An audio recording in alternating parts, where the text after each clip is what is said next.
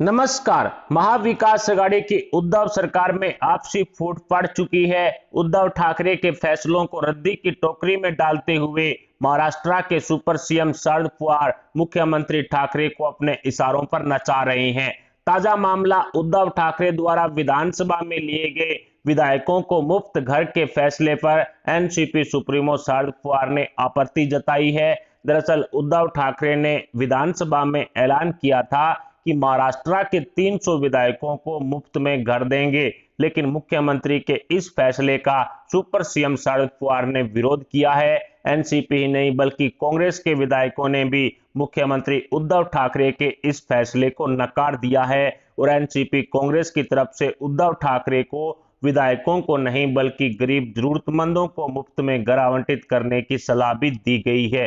कांग्रेस और एनसीपी का विरोध सामने आने के बाद उद्धव ठाकरे सफाई देने में जुटे हुए हैं कि जिन विधायकों का आरक्षित कोटा है उन्हें ही ये घर फ्री में आवंटित किए जाएंगे, ना कि सभी विधायकों को फ्री में घर बांटे जाएंगे। ऐसे में उद्धव ठाकरे के फैसलों का विरोध सामने आने के बाद महाविकास आघाड़ी गठबंधन में आपसी फूट पड़ने की खबरें लगातार आ रही है।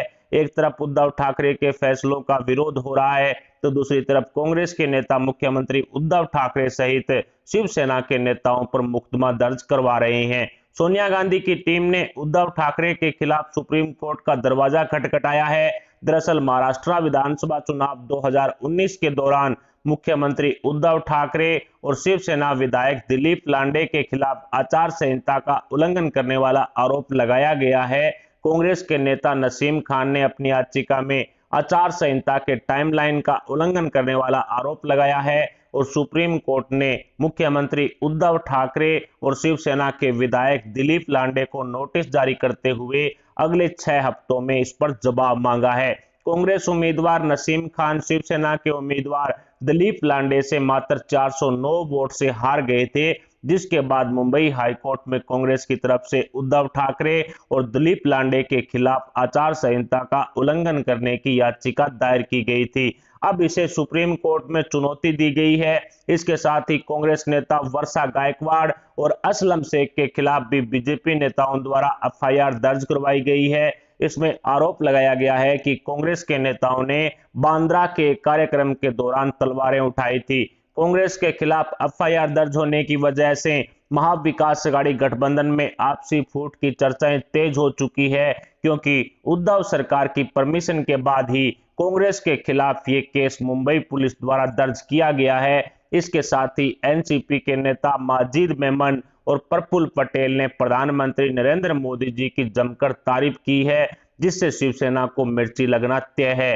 एनसीपी नेता द्वारा कहा गया है कि पीएम मोदी में कोई ना कोई तो ऐसी क्वालिटी है जो जनता को पसंद आ रही है और उसी की वजह से पीएम मोदी हिंदुस्तान ही नहीं बल्कि पूरी दुनिया के सबसे ज्यादा पॉपुलर नेता हैं और विपक्ष मोदी जी की इस गुणवत्ता को बांटने में सफल नहीं हो रहा है। एनसीपी नेता द्वारा पीएम मोदी जी की तारीफ करने के बाद महाराष्ट्र की राजनीति में एनसीपी और बीजेपी के बीच नजदीकियां बढ़ने की चर्चाएं भी तेज हो चुकी है। खुद एनसीपी सुप्रीमो शरद पवार कई बार पीएम मोदी से सीक्रेट मुलाकातें भी कर चुके हैं। ऐसे में साफ देखा जा रहा है कि महाविकास आघाड़ी गठबंधन में कुछ भी ठीक नहीं चल रहा है और मुख्यमंत्री उद्धव ठाकरे के फैसलों को कांग्रेस और एनसीपी द्वारा नकारा जा रहा है, जो शिवसेना की फजियत भी करवाता है और साथ ही शिवसेना के लाचार होने का सबूत भी पेश करता है। ऐसे में शिवसेना द्वारा एनसीपी के साथ मिलकर सरकार बनाने के बाद उद्धव ठाकरे दलदल की ओर फंसते हुए दिखाई दे रहे हैं। कभी ठाकरे के फैसलों को उनके ही सहयोगी दल नकार देते हैं तो कभी अपने ही मंत्रिमंडल में भ्रष्टाचारी मंत्रियों को बर्खास्त करने की हिम्मत भी उद्धव ठाकरे नहीं जुटा पा रहे हैं। नवाब मलिक के इस्तीफे को लेकर के ये बात साबित भी हो चुकी है, क्योंकि एनसीपी सुप्रीमो शरद पवार ने नवाब मलिक का इस्तीफा लेने से साफ इनकार कर दिया। उसके बाद उद्धव ठाकरे चाहते हुए भी नवाब मलिक का इस्तीफा नहीं ले पा रहे हैं। हालांकि नवाब मलिक के सारे पावर दूसरे मंत्रियों को सौंप दिए गए हैं, इसका पूरा खाका तैयार हो चुका है, लेकिन मंत्रिमंडल में अभी भी नवाब मलिक बने हुए हैं और शिवसेना के उखाड़ दिया वाले पत्रकार संजय राउत ये बात कह भी रहे हैं कि नवाब मलिक उद्धव सरकार के मंत्रिमंडल में थे, मंत्रिमंडल में हैं और आगे भी रहेंगे, चाहे उनको जेल में ही क्यों ना डाल दिया जाए। हालांकि नवाब मलिक जेल में ही है, लेकिन नवाब मलिक के इस्तीफे को लेकर के शिवसेना इतनी लाचार हो चुकी है कि बीएमसी चुनाव 2022 में शिवसेना को इसका पूरा घाटा होगा, लेकिन उसके बावजूद भी नवाब मलिक का इस्तीफा नहीं लिया जा रहा है। शिवसेना के उखाड़दिया वाले पत्रकार संजय राउत तो ये भी कह रहे हैं कि अनिल देशमुख, जिनका इस्तीफा ले लिया गया था, पूर्व गृह मंत्री भी हैं महाराष्ट्र की उद्धव सरकार में, उनका भी इस्तीफा लेना हमारी सरकार का गलत डिसीजन था। हालांकि जब उनका इस्तीफा लिया जा रहा था तो शिवसेना की तरफ से राग लापा जा रहा था कि उन्हें एक्सीडेंटली होम मिनिस्टर बना दिया गया था, हम उनको बनाना नहीं चाहते थे, लेकिन उस टाइम कंडीशन ऐसी हो गई जिसकी वजह से अनिल देशमुख को होम मिनिस्ट्री की गद्दी पर बैठाना पड़ा। लेकिन अब संजय राउत कह रहे हैं कि उनका इस्तीफा लेना भी कहीं ना कहीं उद्धव सरकार का गलत डिसीजन था, गलत फैसला था। प्रधानमंत्री नरेंद्र मोदी जी पर तंज कसने में भी शिवसेना के जो नेता हैं वो पीछे नहीं हटते हैं, लेकिन 100 करोड़ रुपए वसूली कांड के अनिल देशमुख, जो फिलहाल जेल की सलाखों के पीछे जा चुके हैं, उनके इस्तीफे को लेकर के शिवसेना को अफसोस हो रहा है। और इसका मुख्य कारण है एनसीपी सुप्रीमो शरद पवार, क्योंकि उन्हीं के इशारों पर उद्धव ठाकरे नाचते हुए दिखाई दे रहे हैं, उन्हीं के इशारों पर उद्धव ठाकरे उद्धव सरकार के सारे फैसले ले रहे हैं। और यही कारण है कि नवाब मलिक का जो इस्तीफा अभी तक महाराष्ट्र की उद्धव सरकार द्वारा नहीं लिया गया है। महाविकास आघाड़ी सरकार में शिवसेना के सहयोगी दलों ने मुख्यमंत्री उद्धव ठाकरे के फैसलों का खुलकर विरोध करना शुरू कर दिया है, जो निश्चित तौर पर उद्धव सरकार में आपसी मतभेद के साथ साथ आपसी फूट को भी दर्शा रहा है। तीनों ही दल एक दूसरे पर मुकदमे दर्ज करवाने पर उतर आए हैं, जिसके बाद समझा जा सकता है कि एनसीपी कांग्रेस शिवसेना के नेताओं में आपसी फूट अब किस कदर बढ़ रही है। हालांकि भारतीय जनता पार्टी के वरिष्ठ नेताओं की तरफ से पूर्व में भी कहा गया था कि शिवसेना के 25 से ज्यादा ऐसे विधायक हैं जो उद्धव सरकार की नीतियों से, उद्धव सरकार के कामों से नाराज हैं और वो कभी भी शिवसेना को छोड़कर बीजेपी में शामिल हो सकते हैं।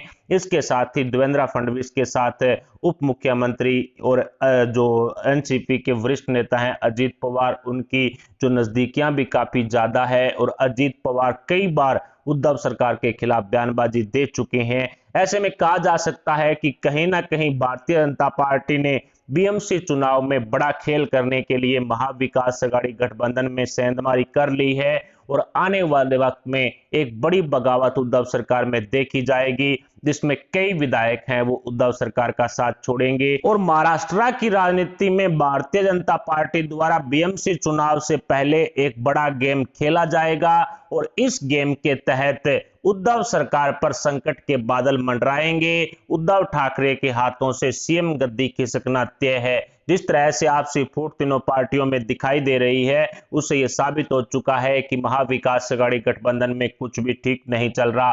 फिलहाल महाविकास आघाड़ी गठबंधन की उद्धव सरकार पर आपके क्या विचार है, हमें कमेंट बॉक्स में जरूर बताएं। साथ ही वीडियो को लाइक करके हमारे चैनल को सब्सक्राइब जरूर कर लें, सब्सक्राइब के पास वाला बेल आइकन भी दबा लें। अभी के लिए इतना ही, मिलते हैं अगली बड़ी अपडेट अगली न्यूज के साथ। तब तक के लिए जय हिंद, जय भारत।